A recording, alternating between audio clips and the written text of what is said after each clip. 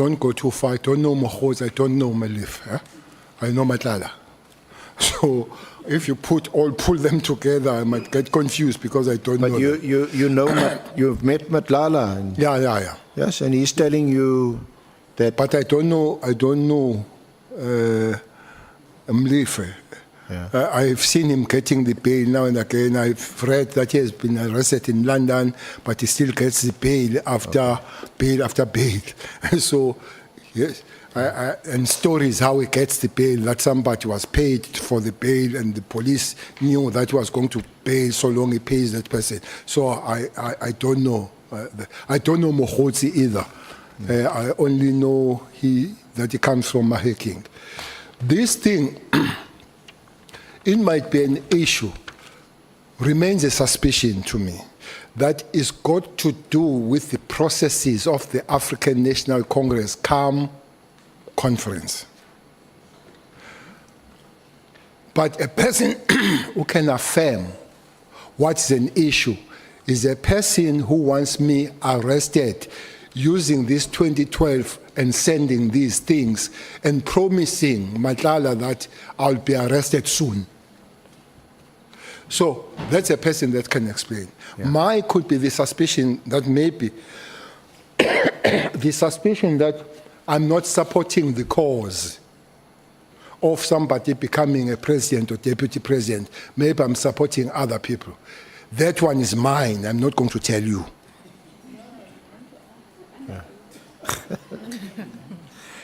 They say you must disclose that you're under oath. Okay, let's just move on. But you meet Matlala again in March. On the 18th of March, you meet him at Zimbabwe Estate, also in Durban. Indeed. And then you go on to say at paragraph 77, initially believed we were meeting at his residence, but I later learned that Hlangwani Morgan Maumela owned the property. Mr. Maumela is currently the subject of an investigation by the Hawks and the SIU concerning the extraction of 2.3 billion from Tembisa Hospital. Okay. At the time, you say, of the visit to you were unaware that it was actually belonged to Mr. Maumela. I received numerous queries from a journalist, Jeff Wicks, concerning my relationship with Maumela. I can confirm that I do not have any relationship with Maumela. I meet Matlala because now we're engaged on this presidential thing and me and all that, but talk other things.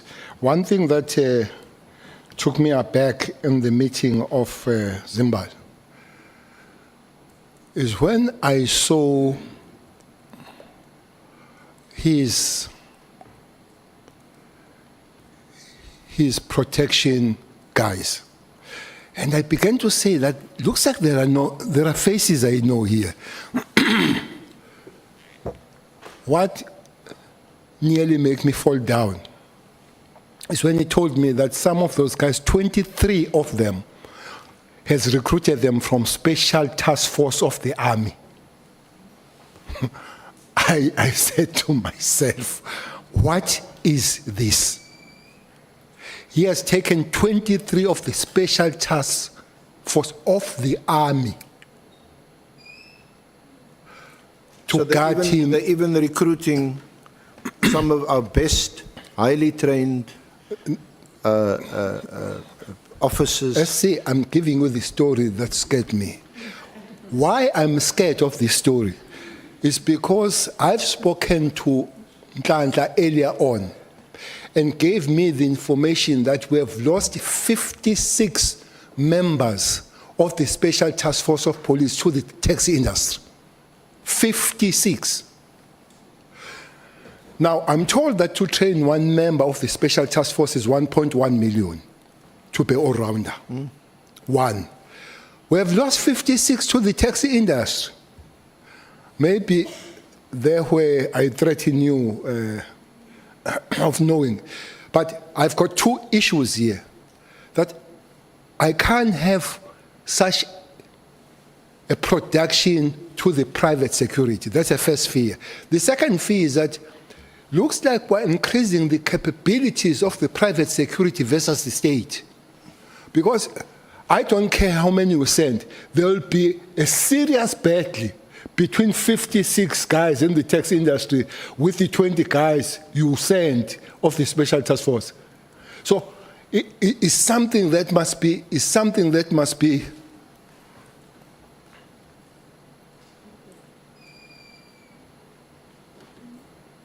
Yes, General?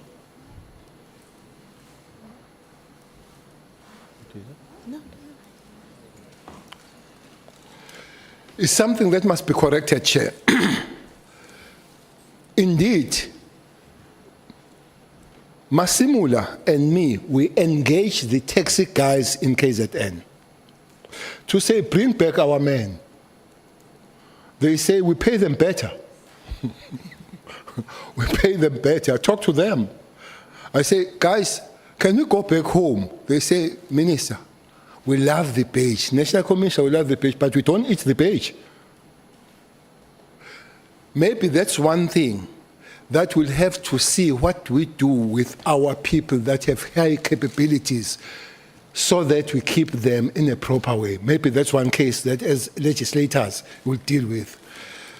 So I go back, Commissioner and I will go back and we discuss. We say, Commissioner, we have a leeway here of dealing with this 56. We had 3 meetings with them. The last meeting was in HR where we were preparing to bring them back. Not all of them that came back, but a big chunk came back. The leeway was that special task guys, both Army and police, they have a special allowance. The special allowance started same level, both of them at 6,000 some years ago. Soldiers have moved to quite a high, I don't know whether to say the figure where they've moved. They've moved there as a special allowance. And the police have stayed there at the bottom. So we agreed with the National Commission that move them up where they are, which is more than 20,000 from 6,000. And then agreed, and they said, Minister, with pleasure, if you're taking care of us, we'll go back home. By the time I left, so they were being processed, quite several of them, they were going back to the police. Well, I heard Minister Mkhunu said he has fixed the matters of the special forces. No, that process started when Cele was there. But it was going to start with special forces, goes with the NIU and the CATS. CATS are not too many, and then goes to the TROT, that few that are still there. Now, with that process, comes information that 23 of the Army now are in the payroll of a private guy called Matlala. Anyway, I began to see them at the funeral, Honorable Malema. I began to see them at the funeral where we were together. I said, I know these voices, but at that funeral there were more guns and flowers. Which funeral is that? That was Mswazi. The guy called him Mswazi. He was a taxi guy. So there were more guns and flowers. And I said to them, what is everyone you were hitting? It's Guns and Roses. Maybe guns, but there were more guns. So because it was a big guy in the taxi industry. Many of taxi guys, they came with helicopters in that funeral. They did not drive. Honorable Julius will remember there were many helicopters. I asked some of them, why did you use helicopters? They say no, because he was buried in his farm. You had to drive through the bush. So it was not any other thing, was to make sure that they go there. So you could see that this private security is taking the capabilities of the state. So somebody had to do something with it. And Matlala is part of him increasing his own private capability. I don't know where that is arrested now. I don't know where those guys are. that have left the special task force of the army. Remember, while they train similar, but when ships are really down, those are the guys that you bring in, and they're in the private hand. Yeah, so General, what you describe is most disturbing, isn't it? It's high-level crime, sophisticated, even buying off or inducing some of our top police and army, specially trained officers, to actually employ them on their side. And obviously they're involved in what is clearly a criminal enterprise. Do you agree with that? No, I don't have that evidence that they're involved in what is criminal. For what purpose would they want these people to be surrounded by people that's heavily they call armed? them their protectors, but it's not only them here, SC, that could be blamed. The state also must take some form of responsibility. You can't train those people. I usually call them human machines and don't take care of them. I blame them for going and all that. I don't know what are they taught to do in the private arm, but the state will have to look at them. You train me highly, you keep me highly. Simple and straightforward. So just to continue, what I think, what emerges from... Honorable Skosana. Thank you, Chair. I just wanted clarity from the witness. The cat Matlala, you said you met him in Belleville Hills in December last year, if I remember well. Correct. And then you say at the funeral, if I hear you well, hence I'm looking for a clarity from you. There were a lot of guns than flowers. And was Matlala there? No, I didn't see him. So the security company, you don't know what security company was there? There were many taxi guys. These guys are split. Those taxi, they just take. I think they pay them well. But they are not taken by one taxi boss. They're taken by many. So a person that, and I'm sure you know the person that was being buried there. Yeah, I know he is. Yeah, I'm sure you know him very well. I'm sure you know him very well. I'm sure you also know a person that is at war with. Yeah. Yeah, you know him too. So that is buried. So all these guys, they come because I guess everybody that is in the taxi industry knew in that particular day who was buried. I was there in the funeral. The Honorable Malema was there. Honorable Figile Mbalule was there. And the three of us, we spoke at the funeral. We all spoke at the funeral. So it was a very high profile. I haven't checked, but I might suspect that Matlala could be there, but I don't have that information, Honorable Member. Thank you, Chair. You may proceed, SC.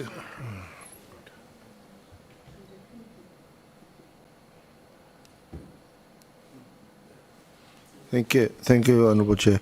So, Minister, you seem to suggest that it's understandable that some of these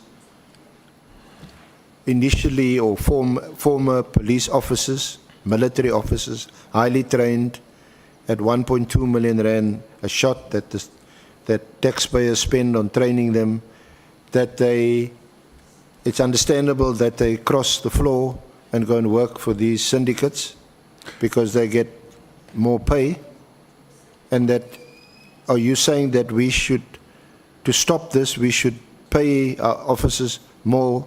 Is this one of the ways in which we can stop this criminal activity? And why do you, I think you also mentioned that that you went back to actually negotiate the return of some of these officers back, to integrate them back into the police force? I would not agree with you. A huge risk. I would not agree with you that they work for syndicates. Especially the police task force are recruited by the taxi industry. Those are not syndicates. There might be a lot of criminality there, but to call the taxi industry syndicates, having not have that information, will be a problem. There is one thing I know with the taxi industry, is a lot of death and a lot of guns on it. I said I was a provincial MEC for transport. I spend a lot of time dealing with them. So I would sit with you here, SC, have a meeting, and then I say tomorrow we'll come back and finish the meeting, and your chair will be empty. Next day, your chair will be empty because you are gone forever. So that's what happens with that industry. Anybody who understands that industry is a brutal. There is a question they ask there. If you want to buy taxis, do you have a stick to protect the job? That's a gun. So if you are going to be in the taxi industry, you must have a gun too. That's how it goes. So I would not then say taxi industry are syndicates, but I wouldn't say that those recruited by those that are associated with syndicates like Matlala are not abused and used for that. But I would not sit here and say taxi industry guys are syndicates. May we take Honorable Malem? Minister, you'll agree that there is a difference between personal protectors and inkabi. Because when a person is employed to look after you as a high profile or a taxi person, that person does exactly that. And there are people who are hired to kill people. And that is the purpose of hiring inkabi for that purpose. Am I correct? You are correct, Honorable Member, but it does happen that the very same protectors are used sometimes as inkabi and come back to their job. But there is a pool of people that are there just calling their price. There is that group of people. So that's why, and there are people that genuinely protect their principals. They call them their principals, even in taxi industry and all that. And I would not call those people syndicates. Thank you. Yeah, perhaps I shouldn't generalize, and I certainly don't or didn't intend to portray the whole of the taxi industry. They are organized. We know here in Cape Town anyway, where I stay, there's two, Kodeta, Kodesa, and the two organizations. So they are organized. But obviously it would be irresponsible to say they're involved in organized crime. They are however involved in a fierce battle, but they do also a great public service transporting our people. But it was more in the context of this picture that this narrative that comes from your evidence, that you meet this high-powered guy in December, a guy, you know, just knows about this raid with one of your top, when you were minister, one of your top policemen, General Kumalo, wants you to do a favor, and then you meet him. You've read this article about him, and clearly I think you had agreed that it doesn't paint a nice picture about him, at the very least. Raises suspicions. I would agree. And then you go to to a funeral, and then you go to Zimbabwe, and then you didn't know that this is another, well, according to the media anyway, notorious person's house. So Minister, you either you unwittingly, unknowingly are drawn into this web of dark criminality, or you go in there with your eyes open. Which one is it? Let me again try to put some light on it. Funeral has got nothing to do with Kat Matlala. So I didn't go to the funeral because of Kat Matlala and all that. It was Mr. Mnisi, called Swazi, who died in hospital. So because I have worked with him in dealing with the problem of taxi industry. So as a person I know. So it's got nothing to do with Matlala at that particular time. Though I have learned, SC and Honorable Malem, that his security has also looked after Mswaz of Kat Matlala, which puts a clash between Matlala and Joe. I'm sure we know Joe. And Joe, it comes from there, and they all come from Mpumalanga. They all come from Mpumalanga. That's why he knows them. He knows them very well. And there would be issue, and there would be stories about them, and even the Honorable Skosana would know the stories. But we still meet them. But we know the stories. We know the story of Ucho and Sibanyon that everybody talks, but we still meet and we still talk. But I want to go to Zimbabwe,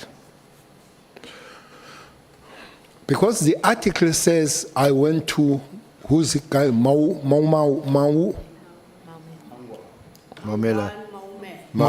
yeah. He says I went to the house of Maumela, and then Maumela gave me the code. I don't know why would you dramatize having a code of entering Zimbabwe, because in Zimbabwe you enter with code. Now, why should it come as a secret weapon that you had a code? Anybody who goes to Zimbabwe enters through the code of the owner there. And then I go there to talk, and then I'm in this beautiful house, the beach house. It looks like you, since your retirement, you're living it up. Not necessarily. You in high-end Beverly I saw it Zimbabwe. once. No, Zimbabwe, I've been there several times, not because of, I've gone there to see many people. Minister Nkosazana sometimes stay there. I used to go there. The king has stayed there. I've gone to, so it's nothing wonderful about seeing Kat at Zimbabwe. I have been in Zimbabwe to see people. I've had conferences at Zimbabwe, one of the top hotels and all that. But the story I want to make, the journalist leaves the message to say, I went to see Kat at Zimbabwe, which is not a secret. It's not a secret, it's got nothing to secret. And then he writes something to say the house was Maumela. I didn't know. The house, Kat told me that he had 2 houses in Zimbabwe. So this is one of these houses. So I heard it from the journalist that the house was Maumela. But the journalist accuses me. He writes the message, and he says, the journalist says to me, I don't want to talk to you. I still have those messages. I don't want to talk to me. Write down. I have told the journalist before that I don't write. The journalist is trapping me. He wants me to write. I told him that I don't write, but he says this time, I don't want to speak to you. I'll not write. I don't write. I phoned the journalist 10 times. I phoned the journalist 10 times. He's got 10 missed calls, which are dramatic with Matlala, but he doesn't write that I phoned him 10 times, not finding him, the journalist. And the journalist goes to point 3, raised 3 points. Point 3 says, he is aware and the facts that I have benefited from Matlala. Who's this guy? Benefited from Maumela. I've stayed in his house. I was in his house. I've been driven around. I don't know Maumela. I go back after I came back from the 10 calls. I go back to say, why do you say I know Maumela? Said, I really know that you don't know, so I retract that. But he has written the story. He has written the story, the journalist. Okay. Maybe Mkhwanazi is correct on that one, and I concur with that. Journalists, they develop some kind of narratives that they want to be there. That journalist, he knows the journalist, what he has done. And ever since, he has not written the story, has not come back to me. But he didn't write the story. He sent an apology to me. He sent, the journalist sent an apology to me to say he made a mistake to say I know Maumela. He meant that I know Matlala. And that journalist knows long time ago that I know Matlala. Why would he make that? He believed that I'm not going to answer and was going to write the story of me moving around with Maumela, creating narratives. Thanks, Chair. General, you don't write or you can't write. You are just unable to construct a Both. paragraph. Both. Okay. No. If you say I can't write, no, I can write, but I can't write the SMS message. Okay, thanks. Julius, Honorable Julius only knows that Massimula can't write the English. So it didn't It know looks that like it's a general problem in the service. We need to look at it on how do we give support. It's not a general problem, it's a problem of generals. Honorable Mali. General, were not a teacher at some point? Yes, I used to teach. So you are a teacher by profession? Yes. So you used to write? At the blackboard. At the, at the chalkboard? It was green that time. I used to write on the green. So there were no gadgets during my teaching. You can only time, write but with chalk, with a crayon. Yeah, the chalk on and the board. the dust and all that.